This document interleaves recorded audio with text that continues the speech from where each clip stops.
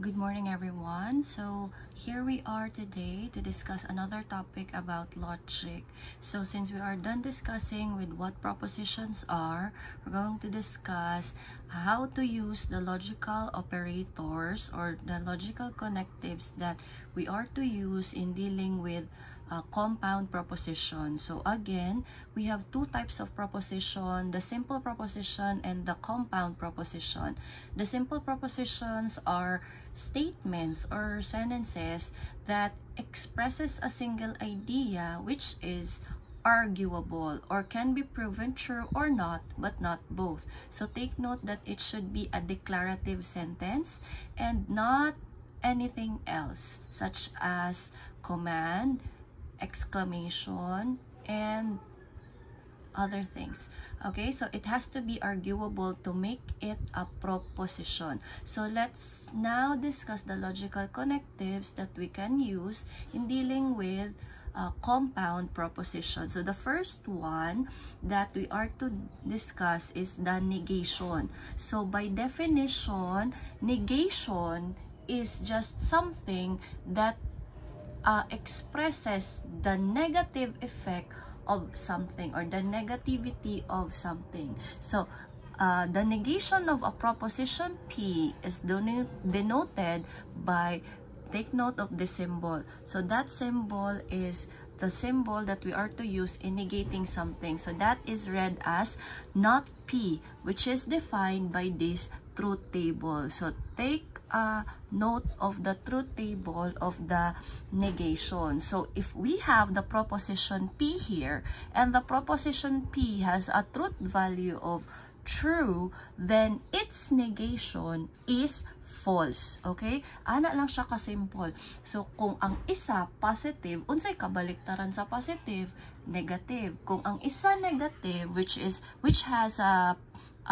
a proposition that has a truth value of false, ang kabaliktaran po sa negative is positive. So, kanilang siya ang inyuhang timanan sa truth table ng negation. It has to be a negative lang or kabaliktaran lang sa isa or sa iyahang original proposition. So let's take a look of these examples. So if we had the proposition of n sub 1 that quality determines the price. So unsa kaya ang kabaliktaran ana niya? So the solution is mo ni siya sa not n sub 1 or the negation of the proposition n sub 1 is stated as it is not true that the quality determines the price or not N1 because quality does not determine the price. So unsa inyuhang napansin sa negation? We just have to add the word not to make it negative or to make it sound like kabaliktaran sa original na proposition. Okay? So, let's have another example. Tanaw natin si n sub 2 or the proposition of n sub 2. A learned is one who is educated. So, unsa man na siyang unsa man siya, positive ba siya, negative? Write it down in the comment section kung ang n sub 2 ba kay positive or negative. So kung kana ang ato ang proposition, ato siyang baliktaron pag abot diri asa kung gamitan na nato siya negation. So the not n sub 2 is that a learned is not one who is educated. So kanang learned, that is the noun form, okay? Ang learned, nagatukoy na siya sa person. Ang learned is the verb, okay? Basig matingala mo nga nung learned akong pagkaingon ana saya. Learned na siya kay nagatukoy siya sa tao. Pero kung learned, that is nagatukoy siya sa action. Okay? So, take a note of that. So, dirita sa n sub 3 or the proposition n sub 3. Saan gani pagbasa ana? The function of x is equal to x squared is a cubic function.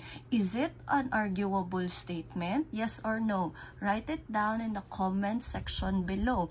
So, kung kana ang ato ang proposition, and it has it is said that the function of x is equal to x squared is a cubic function. Unsa ang kabaliktaran ana niya? Butangan lang nato og not, tan-awa dira naa lang siya not sa iyahang negation nga example. Okay, so the negation or the not n sub 3 is stated as the function of x is equal to x squared is not a cubic function or not n3. So based on the propositions that we have, kinsa or unsa na mga proposition ang naay truth value nga true or tama siya, o unsa na mga truth value ang naay false nga, unsa na mga proposition ang naay false nga truth value. Comment down below your answers on the comment section, and that will serve as your attendance. Okay? So aside from negation, we also have conjunction. Kung ang negation mag-add lang ta og not sa proposition, si conjunction mag-add ta og and. Take a note, mag-add ta og and. So another logical operator is the conjunction of the propositions P and Q, which is denoted as P caret Q, and it is read as P and Q, and it is defined by this truth table. So kung kani daw siya ang mga proposition P nga naa siya truth value nga true, true, false, false, niya ang Q pod kay naa siya truth value nga true, false, true, false. Pag i-join nato sila using the logical connective nga and, kay kung tama ang kuan, kung tama ang proposition P and tama pud ang proposition Q, then pag i-join nato sila, tama silang duha. Okay? Mura siya, two rights make it right. Okay? Two rights makes it right. So, kung positive, positive, or tama ang duha, then that is a positive statement. Pero take a look. Pag naay ka partner si true nga false, unsa ang iyahang kuan truth value? Diba false? Kay hindi magiging tama ang isang mali kahit sabayan mo ng isang tama. Okay? It will always be false. Kung mali, mali yun na siya. Okay? Take a look also at the last row. So, pag ang mali pud ang imuha or ang false statements pud ang imuhang gi-joined, it will never be true. Okay? Magiging false pa rin yan siya. Kay ang tan-aw na to sa and or sa conjunction, ang tan-aw na to is dapat pareho silang tama.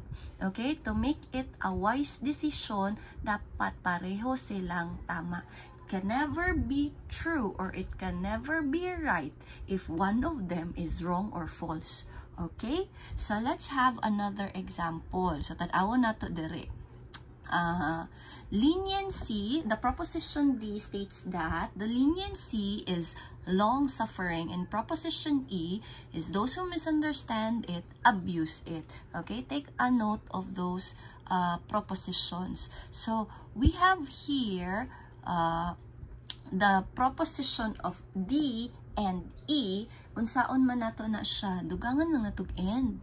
Okay, so ang pagkuan ani si D and E is leniency is not is long suffering, and those who misunderstand it abuse it. So inani lang siya si number 1. O unsay gidugang sa iyaha, and lang. So ato ang kapihon ang tanan nga D, tapos kapihon pud nato ang tanan nga E, and then konekan lang nato siya og and. Astang sayo na.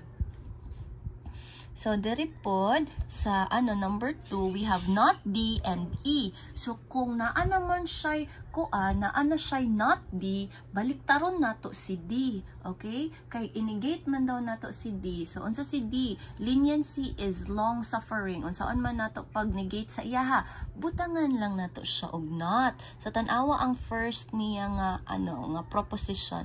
Leniency is not long suffering. So, gibutangan lang siya not, kay ang nakabutang diri sa number 2, not D man. And then, ato siyang i-connect og logical connective nga and, tapos, isumpay nato ang proposition E. Kay wala may gibutang dira nga not E siya, so kapihon lang nato directly si E. And those who misunderstand it, abuse it. Astang sayo na. So, ana lang si conjunction. So, we already have discussed the negation and the conjunction. Now, we're going to discuss this junction. So, kung kaganiha si negation, magdugang lang tag not, si conjunction magdugang tag and, si disjunction is magdugang ta og or. So, by definition, the disjunction of propositions P and Q is denoted by P, gamay na V, Q, which read as P or Q. So, take note, or na po atong gamiton. Kung sa conjunction kay and, sa disjunction kay or.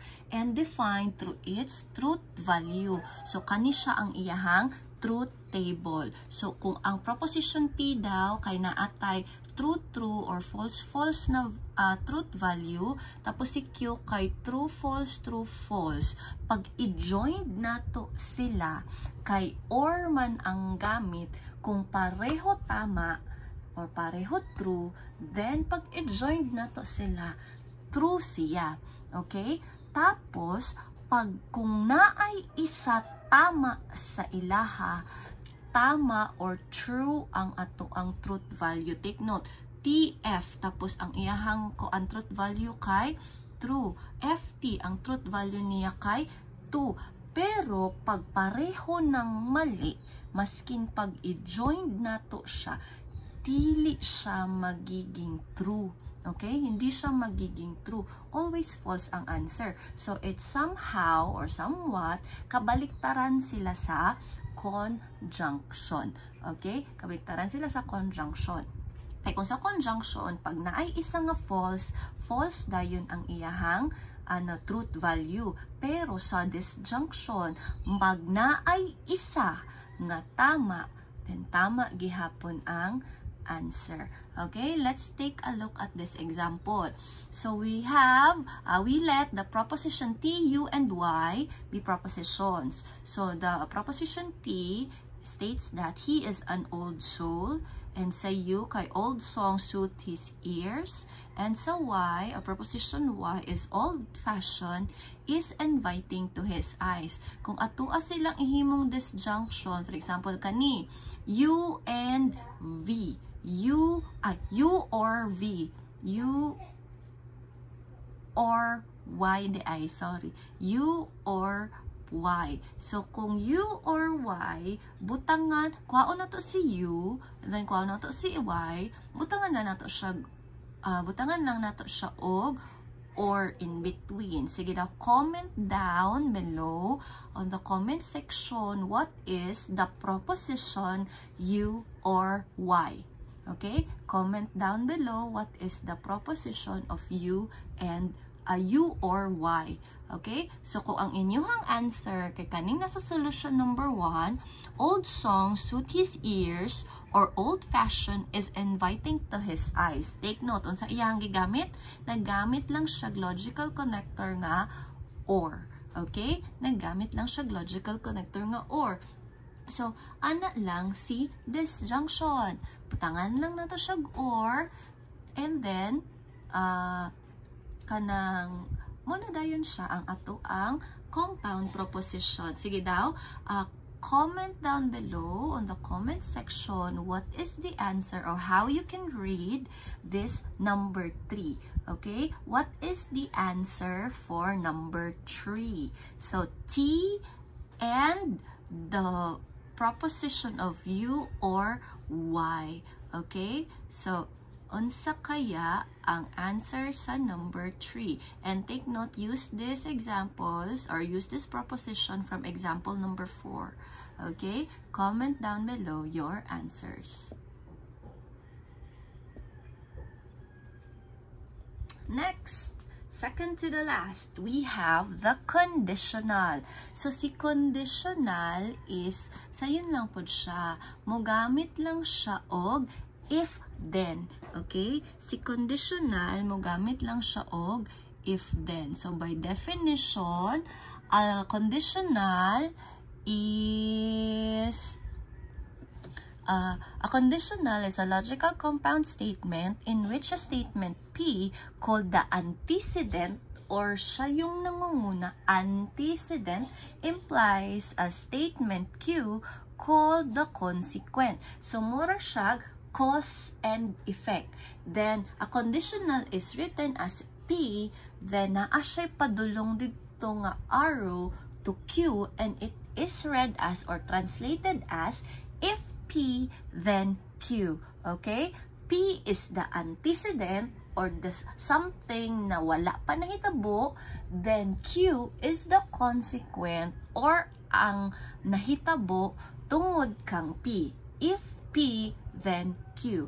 Okay? So, let's take a look at example 19. The English statement, if it is raining, then there are clouds in the sky. That is an example of a conditional statement. It makes sense because if the antecedent is raining is true, then the consequent is there are clouds in the sky must also be true. So, take note at this, take note at its truth table. So, these are the truth table of the conditional. So, if we have the P, na proposition P, nga na truth value nga T, T, F, F, then the proposition Q has a truth value of T, F, T, F, then pag atua siyang i-join, if P, then Q, then pag truth ang statements, true na siya tanan. Okay? If true ang statements, true na siya tanan. Pag, pag tama si P, pero mali si Q, then mali ang iyahang answer. If P, then Q. So, if tama si P, pero mali ang iyahang consequent, then the conditional statement is not true. Or meaning, the conditional statement is false. Pero, pag mali si antecedent, pero tama si consequent, tama ang imuhang conditional. Okay?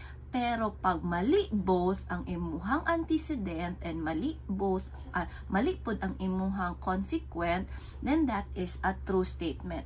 Diri na siya nga pag two negatives is matama ang iyang answer. Kay both man sila mali. No? So, both wrong, then tama ang iyahang kanang truth value. Kay both wrong man sila, di walay mali sa iyahang statement. Pero, pag mali ang antecedent, pero tama ang answer, truth gihapon siya. Pero, pag truth ang imuhang antecedent, pero false ang imuhang consequent, then that is a wrong conditional. Okay? So, pag na-ay question, comment down below on our comment section. So, let's take a look at this example. So, we have the proposition XYZ there. So, sa proposition X, dioxins are found almost everywhere. And so, proposition Y is we have plastics, bleached paper, and most commodities contain the chemical dioxin. And sa proposition Z is that dioxins are a culprit to many diseases. So, if we use or if we solve the proposition on number 1, if X, then Z, unsa man ang ato ang answer. So, the solution is that if dioxins are found almost everywhere, then there are culprit to many diseases. Okay? So, if X, then Z. So, unahon na to butang si if, isumpay na to ang proposition X, and then, comma, butangan na to siya then, and then isumpay ang proposition Z. That is how you construct a conditional statement. Okay? Pero, ang truth value niya, kung tama si proposition X, o tama po si proposition Z, then, the statement is a true statement. Okay? So tap yourself if you have reached this part of the video, because we are going to discuss now the last logical proposition that we shall consider as the biconditional. This is denoted by P double arrowhead arrow Q, or it is read as P if and only if Q. Given propositions or components P and Q, and it is read as P if and only if Q, and defined through this truth table. So tan-awon na sad nato kung same lang gihapon, kung si proposition P kay na ay truth value nga TTFF, and then si Q kay na ay truth value nga QFTF, TFTF, then the biconditional or P if and only if Q is tama siya pag tama ang duha, naa siya truth value nga true, pero pag naay isa mali, false na siya dayon.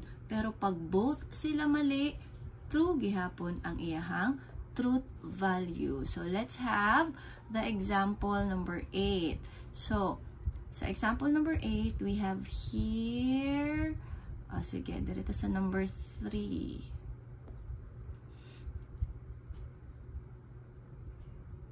Or sa number 1. So, sa number 1, if not G daw, if and only if H and J, if J, then I.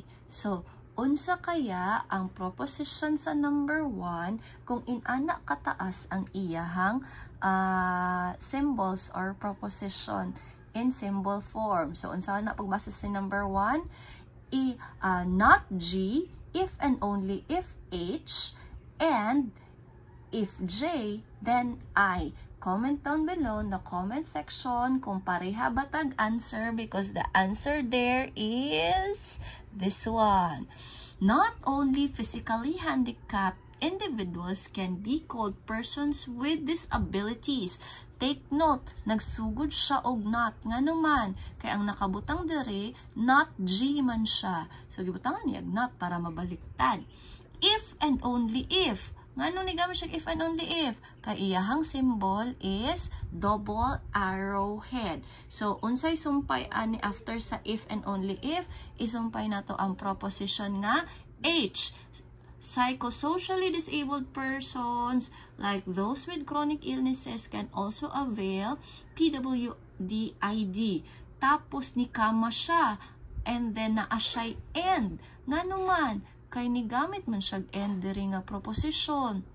Tapos, if knowledge, nga nung nag-start tag if, kay ba conditional naman dayon ang next nato nga sumpay nga statement. So, and if knowledge on the wide extent of the qualifications for PWD has yet to be spread, comma, then. Nga nung nagamit ang if then, because again, conditional ang atong J, ay if J, then I. So, nagamit ang then isumpay na to ang proposition I. There are numerous benefits that come along with owning a PWD ID. Okay? So, if you have questions or clarifications, kindly comment down below this video, and I will take time on answering all those queries, answering your questions on the comment sections as well. So if you have more concerns, you can PM me on this account so that we can settle things that you have misunderstood or you have clarifications with regarding this topic about logical connectives on logic. Okay, see you soon if we have our face-to-face classes later this week or next week. See ya!